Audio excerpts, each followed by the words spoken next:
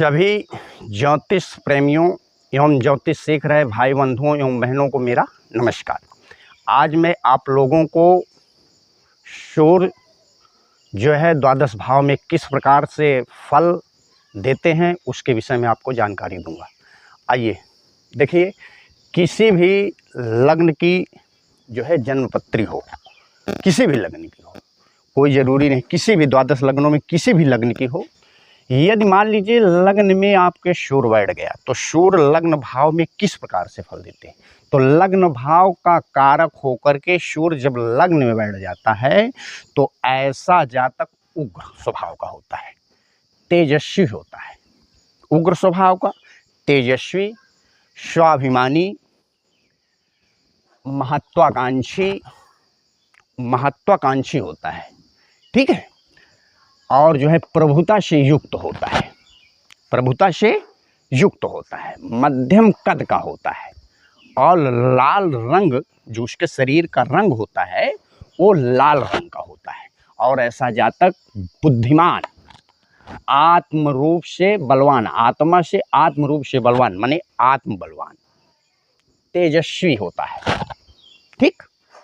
कहने का मतलब लग्न भाव में सूर्य जो है जातक को अच्छा फल देती है।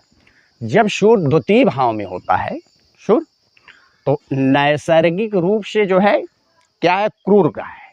तो नैसर्गिक रूप से क्रूर ग्रह जब द्वितीय भाव में बैठ जाएगा, नैसर्गिक रूप से क्रूर ग्रह जब द्वितीय भाव में बैठ जाएगा, ठीक है, तो ऐसा जातक पशुपालक होगा या खेती के द्वारा या पिता के कर्मों के अनुसार जो है जीविकोपार्जन करने वाला, जो उसका पिता कार्य करता होगा उसी कार्य को भी करता है। कहने का मतलब है द्वितीय भाव वाणी का है, तो जातक की वाणी थोड़ा उग्र होती है, ठीक है। और जो है जातक को कहने का मतलब द्वितीय भाव कुटुंब का है, तो सूर्य जैसे उग्र ग्रह जब कुटुंब भाव में बैठ जाते हैं तो जातक को जो है कुटुंब सुख में थोड़ा बहुत कमी भी होती है, मतलब परेशानियों का भी सामना करना होता है।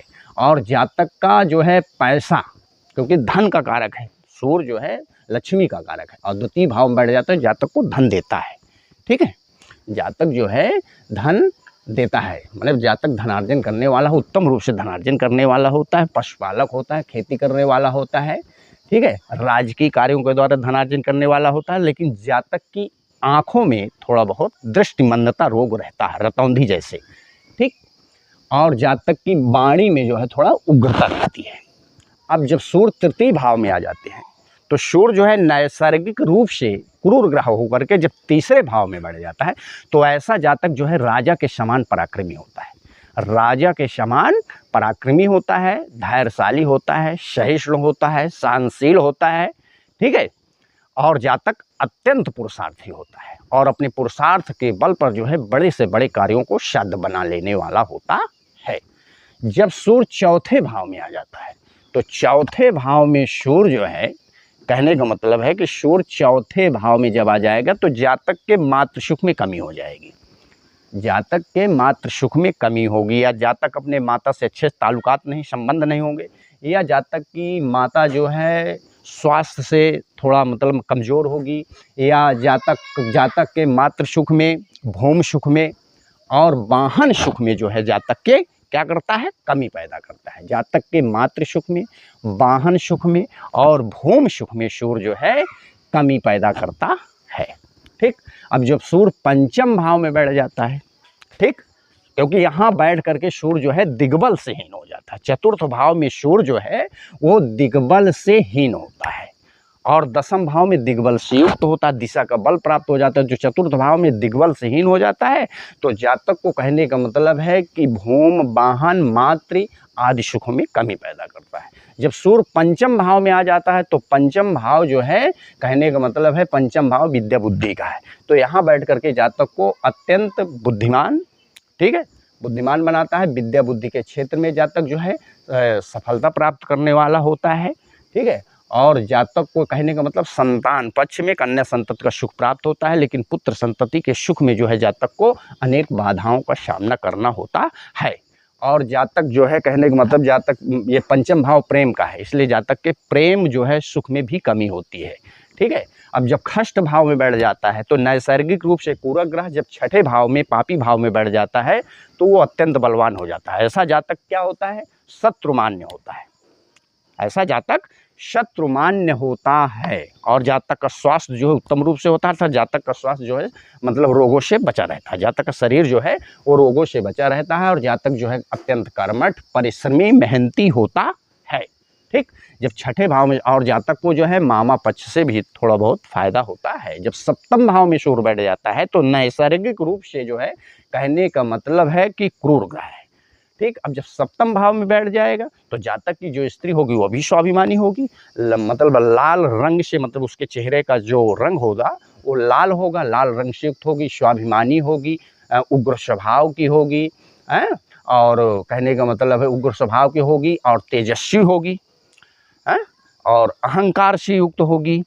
तो जातक के दाम्पत्य सुख में सूर्य यहाँ बैठ करके जो है कहने का मतलब है कि कटुतापूर्ण व्यवहार रहेगा। दाम्पत्य सुख में जातक के मनमुटाव की स्थिति और मतलब सामंजस्य जो है पति पत्नी का ठीक ठाक नहीं रहेगा। कहने का मतलब यहाँ संपत्ति, और दूसरी बात जातक का विवाह जो है थोड़ा कहने का मतलब लेट भी हो सकता है क्योंकि नैसर्गिक रूप से क्रूर ग्रह है और जब यहाँ बैठ जाएगा तो विवाह में थोड़ा बाधा उत्पन्न करेगा। ठीक है, अनेक परेशानियों और मुसीबतों के बाद जातक का दाम्पत्य सुख जो है कहने का मतलब विवाह होता है जातक का। जब अष्टम भाव में सूर्य बैठ जाएगा तो अष्टम भाव जो है मारक भाव है। ठीक है, अब जब अष्टम भाव में सूर्य, तो सूर्य जो है कभी मार्केश नहीं बनते हैं। चंद्र और सूर्य जो है कभी मार्केश नहीं बनते हैं। जब सूर्य अष्टम भाव में बैठ जाता है तो कहने का मतलब है कि अष्टम भाव संबंधित वो जो है अशुभ फल कम मात्रा में देता है, अर्थात जातक को दीर्घायु बनाने की कोशिश करता है, चोट चपेट दुर्घटनाओं से जातक की रक्षा भी करता है, बल्कि मतलब रक्षा करता है।